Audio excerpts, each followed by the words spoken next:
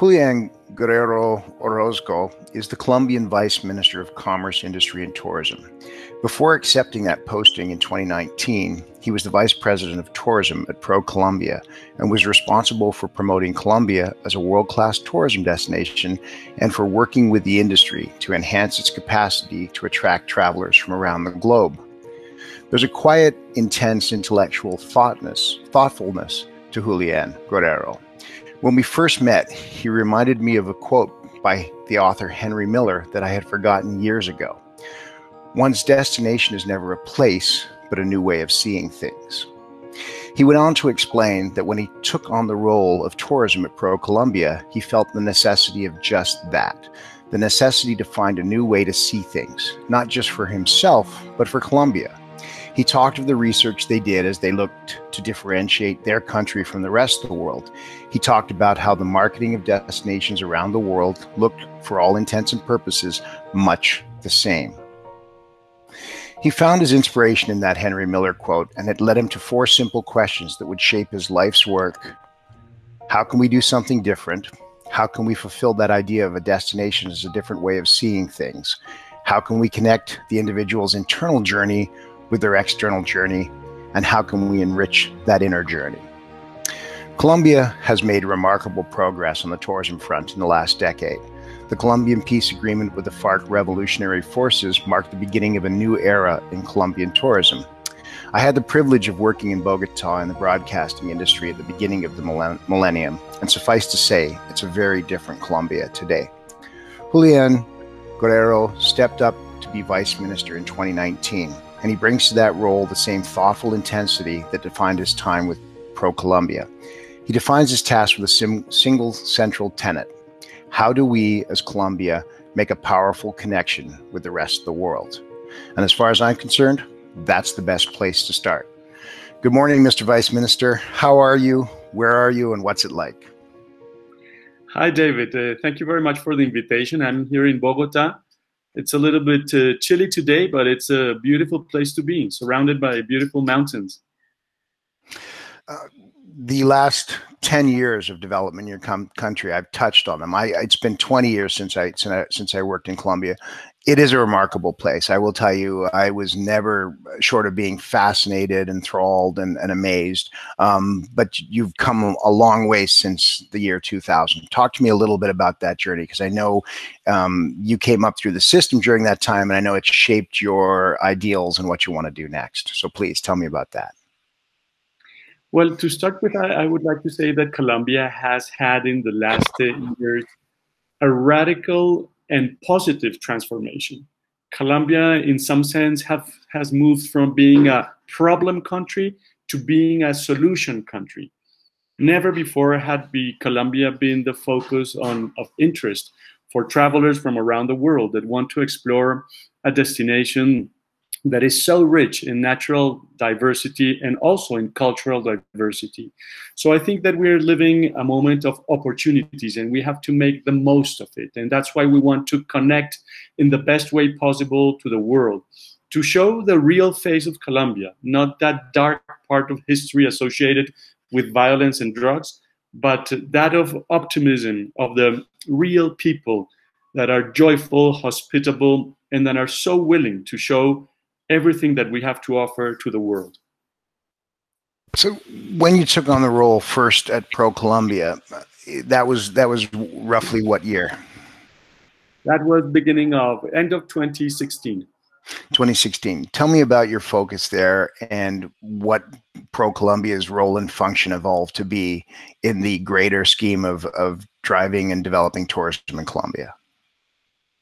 Well, based on what I just mentioned, the fact that Colombia was living and is living a moment so rich in opportunities, we thought that it was the moment to send a new message to the world. You know, every country has a tourism campaign that they throw out to the world or to their main markets, aiming at attracting travelers from everywhere.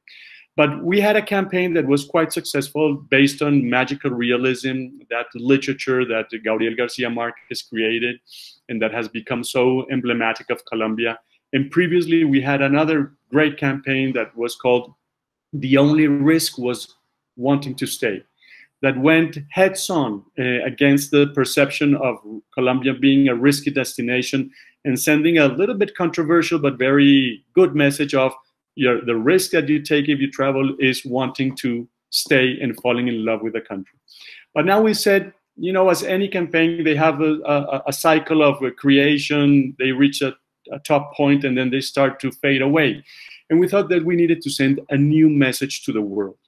But as you pointed out, it's very difficult to stand out. I mean, nowadays we're not competing with our neighboring countries. We're competing with 190-something countries that want to attract travelers. Anybody with $2,000 in his pocket just goes to Google Earth and say, well, where can I go? And pretty much all over the world, be it Siberia or the Cape of Good Hope or Alaska or Patagonia. So how to differentiate yourself when you want to stand out and be attractive as a tourism destination. And we thought we needed to do something different, something that nobody has done. Because if we talk only about biodiversity, many countries in the tropic mainly have biodiversity. We actually took the pictures of different countries. We just erased Philippines, Costa Rica, or whatever country. We replaced it with Colombia, and it was the same scuba diver or somebody doing kayaking or a nice forest or beach. And we said, no, let's tip on something very different. And we found that that was music. And we moved from telling people why to come to singing in a way to people why they should come visit us. Music is a very powerful language, just as English, Spanish, or French, but it has the power to connect at the emotional level. You don't need to understand the lyrics to be moved by music. A good example is Gangnam Style, the famous music that everybody sang years ago in Korean. I mean, not many people speak Korean around the world, and still everybody danced because of that powerful connection. Colombia is full of music. We have more than 1,025 musical rhythms, not only champeta, reggaeton, salsa, those typical ones, but music from the Andes, from the Eastern Plains, some of them World Heritage according to UNESCO. And we said, let's tip on that. And we created a campaign based on music where we produced 13 music videos with 23 Colombian artists. And it was amazing. Just to give you an idea of the power that music has, we had the first video in 6 days had 4 million views compared to the most watched video of the previous campaign that had 2.9 views in 4 years. Unbelievable. The numbers were very, very high. We actually were nominated to a Latin Grammy. We didn't win. But again, music has that power.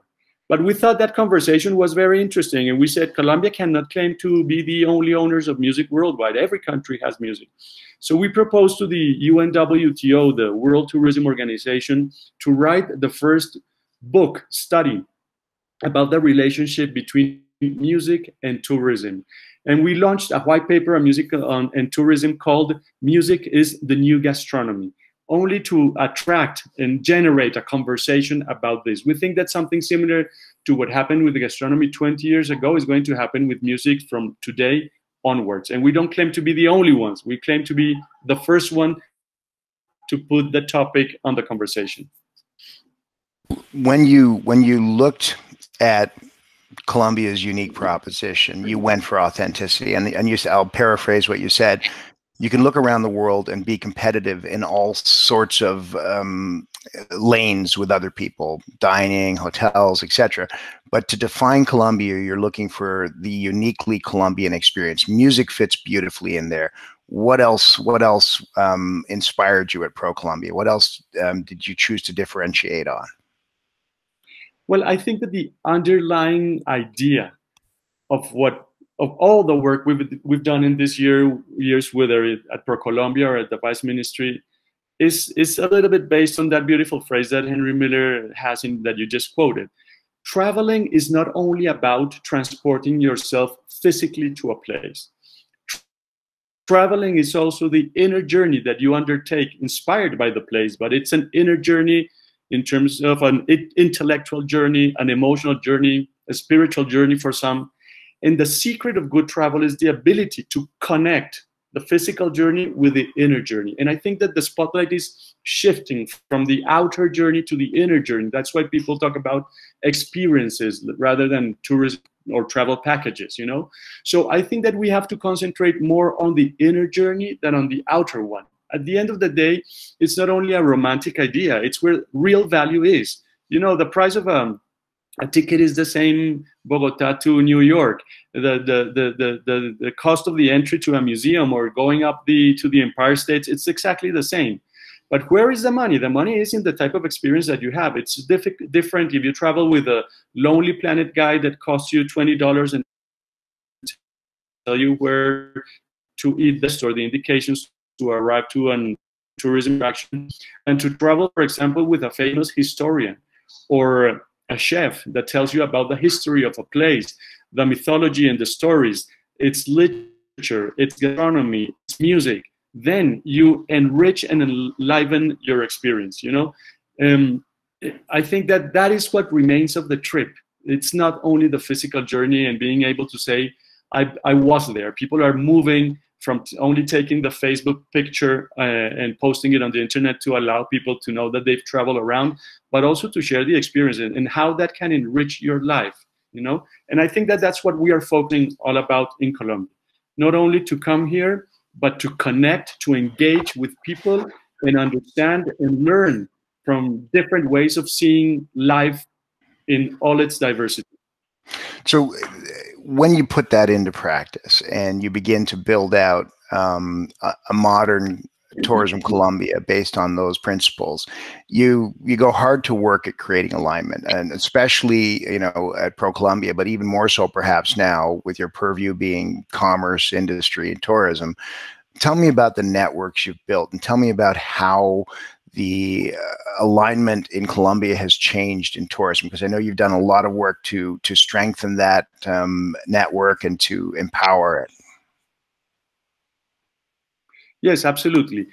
First of all, I mean, we've done several projects, beautiful projects. I have to say that you can look for them online. They're absolutely free to enrich the inner experience. For example, we just published an illustrated handbook for nature guiding in Colombia. Of course, it's addressed to guides, but it is a scientifically based information for the stories of natural history in Colombia. Again, to make that connection with that biodiversity. Another great project that we're about to launch in a couple of weeks. I call it the intellectual property of tourism in Colombia.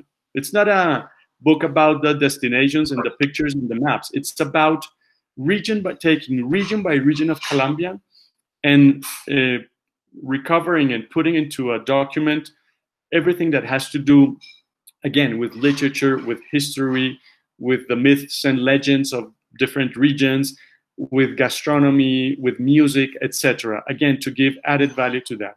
But that's not enough. We need to create also the connection among the tourism community so that we can work very closely together to improve the networking between them. And in that sense, we've also done several things. Just to name one that I think is emblematic, we have created something called the Synergies Business Rounds. And they consist of making matches between small providers of tourism experiences throughout the countries with larger travel agencies, let's say, that are more able to promote and commercialize those products abroad. It's a win-win situation. That small company didn't have the resources, the ability, maybe they didn't even know English, for example, or have a web page. They were not able to sell their product internationally. So now with the big agency, they have the possibility of commercializing that product that they couldn't do it before. And in the same sense, the big company, they didn't have that product, whatever it was, speleology or kayaking or you name it. They didn't have in their portfolio that offer. Now they have incorporated that offer into their product, and they have a new product, a diversified product to sell. There is this network connection where the small profits for having the ability to commercialize their product through a larger company, a travel agency, but the travel agency also has the possibility to incorporate in their portfolio an experience that before that they didn't knew about or they could not offer. So I think it's a win-win situation, and there are different associations throughout the country that are working in creating this network to strengthen all the tourism experience throughout Colombia. So the economic contribution potential of tourism in Colombia is huge. In 2019, you accepted a very significant role that comes with a lot of work and a lot of time and a lot of focus, and you stepped up to be the Vice Minister of Commerce, Industry, and Tourism. You now have your finger on literally the next 10 to 15 years of development in Colombia, in particularly in tourism. What's the path forward? More of what? Well, I think, first of all, that Colombia cannot miss this huge opportunity that we have. We were not a tourism destination for the last 50 years. This is a big opportunity, but what we cannot do is make the mistakes that maybe some destinations made in the past. We need to copy what works well and avoid doing and making the mistakes that others did. It won't be forgivable if we don't do that. And I think for that, we need to focus on two things. One, the quality of the experience. We don't want Colombia to be any type of destinations. We need to reap the benefits of high quality tourism. And I'm not talking about luxury. In luxury, there is good quality and bad quality. And in, let's say, backpackers travel, there is also good and bad quality. The importance is quality. The second thing is sustainability. And that has been my main obsession since the first day I arrived at the ministry. Why?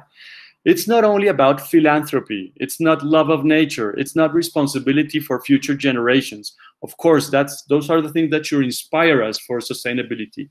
But it has become an essential, a fundamental aspect of the competitiveness of destinations. Anybody that does not bet in sustainability, yes, they can reap the benefits of the sector for 2, 5, 10, maybe 20 years.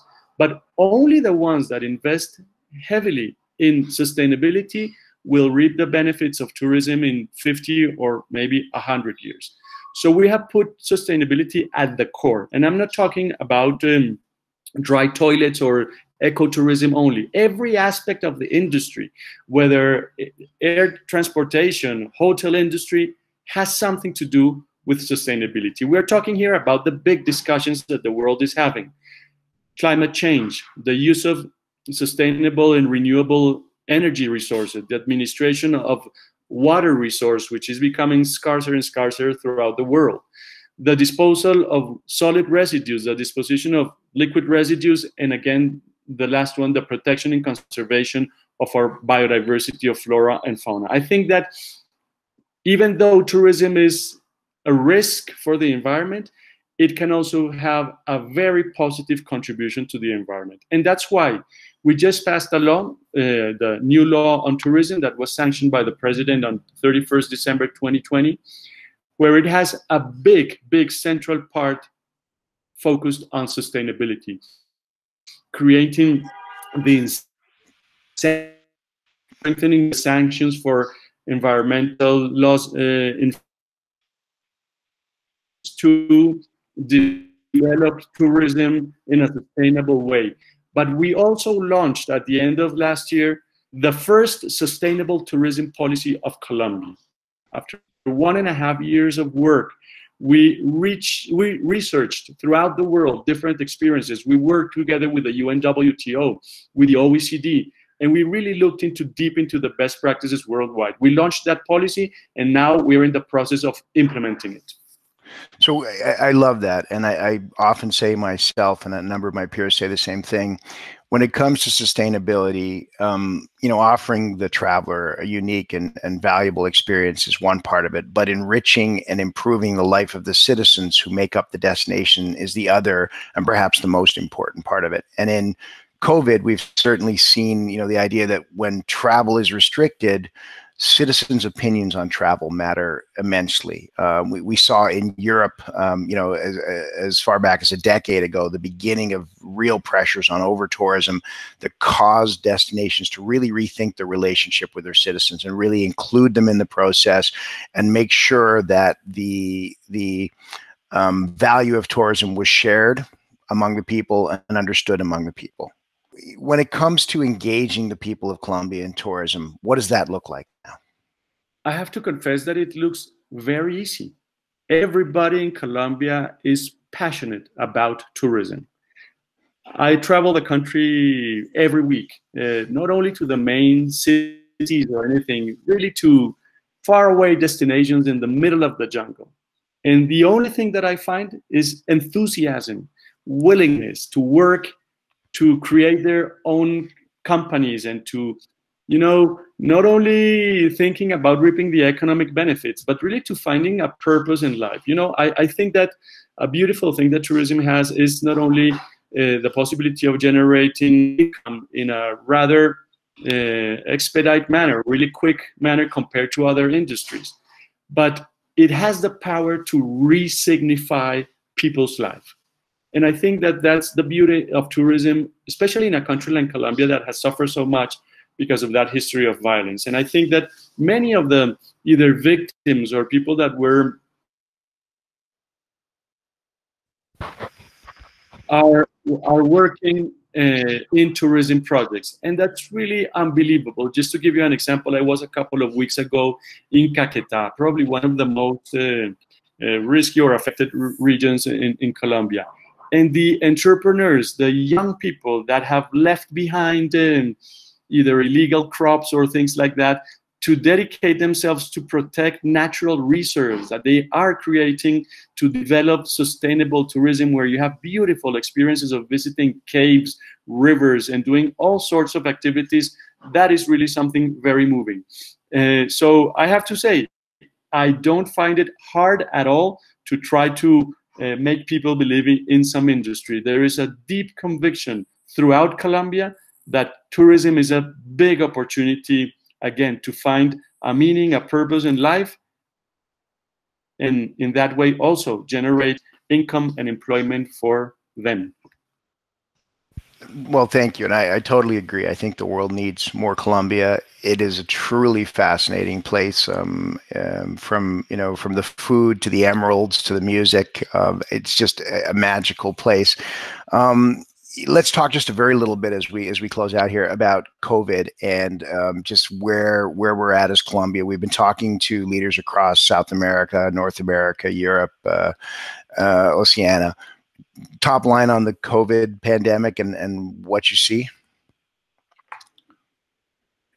Yeah, well, first of all, of course, COVID has been the worst tragedy probably that the tourism sector has had to endure, not only in Colombia, but worldwide. But nobody can choose the circumstances that one has to live throughout our lives. You never know if you go out of the street and something happens to you. But we are free to choose what to do with the circumstances that we have to face. And I think that Colombia is a great example of how to face a situation like the pandemic caused by COVID. And I'm not talking about the government or the vice ministry. I'm talking about the sector as a whole. Since the first moment, we created a platform to have a permanent communication, to hear ideas, complaints, proposals, and to move forward many things. We adopted more than 41 mitigation measures throughout last year. And we developed also, together with the private sector, the associations of travel agencies, hotels, air transportation, a recovery strategy that, even though it has been very tough, it has proved to be quite successful. Actually, in the tourism law that I mentioned, some of those strategies were incorporated in terms of tax suspensions, etc. Very, very significant, of great value. And we also created a strategy that had, in general, 4 components. First of all, biosafety measures. We created not only protocols for all the sectors, together with the Ministry of Health, that have been put in place and are working quite well. Of course, it's not 100% or bulletproof, but it's mitigating the risk, reducing the probability of contagion in the sector. Second, lines of credits and subsidies for the sector, very important ones. Third, the strengthening of the promotion campaigns, both nationally and internationally, adjusting the message that we want to send, but also doubling almost the amount of resources destined to that promotion. And finally, improving competitiveness. We have strengthened our tourism information system. We've strengthened the training and the education programs associated with tourism, and we also focused on sustainability. Again, I don't like to talk about recovery only, because recovery, when you recover something, you go back to what you lost exactly before. I don't want to go back to 2019 in terms of tourism. I want to go far beyond and better. We need to talk about reactivation, reimagination, recreation. And we have to come out of this pandemic not with the tourism that we had in 2019, but a forward-looking, future-looking, better tourism than we had before. A beautiful experience that we had is that, you know, when we were in the midst of the pandemic, I thought we not only have to think about the economic measures to help the sector. Of course, that's important. But, you know, people are living an emotional crisis. People are depressed. They are anxious. They don't know what's going to happen. So we created a very nice initiative, a platform that you also visit for free on the internet. It's called Colombia me inspira reimaginando el turismo. Colombia inspires me reimagining tourism. And we created a channel of communication between the government, the private sector, communities and the destinations for everybody to share whatever they felt like. The only limit was, of course, any aggression or anything politically related. Besides that, anybody could share. And you can't imagine the beautiful videos that we created, photographs, experiences of all the reinvention that the sector was undertaking in the midst of the pandemic, doing digital travel, taking you with your imagination to different places throughout Colombia to show what they had to do.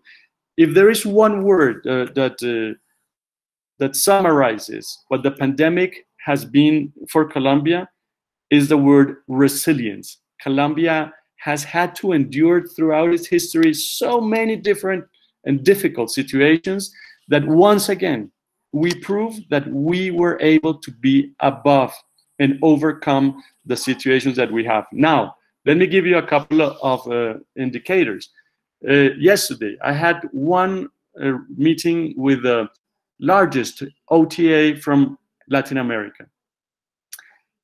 And they pointed out that Colombia stood out as the best country in the recovery phase of tourism of the whole region.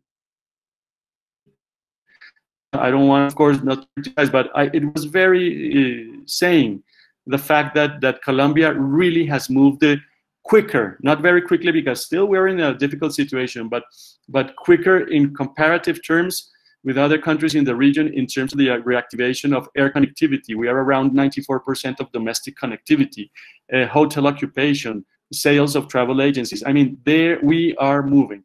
Of course, still way behind the levels that we had in 2019, but we're moving in the right direction, and we have created the legal and policy framework to make sure that we can have a speedy and sustainable recovery or reactivation better in the future.